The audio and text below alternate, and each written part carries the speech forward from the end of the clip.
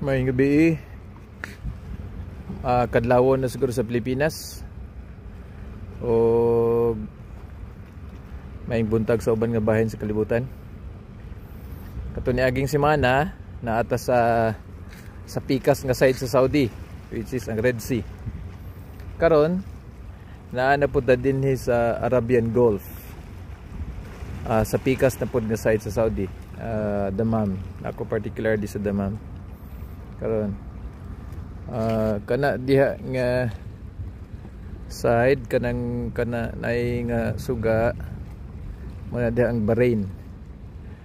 Ang Qatar medyo shadow lang sa mga reflection lang sa masuga, pero og sa cellphone dili kay makita. Sa personal makita siya. So muna atong kahimtang karon dinhi medyo alimuot. Wala kayo'y ang bugas sa hangin, medyo alimuot karon dinhi.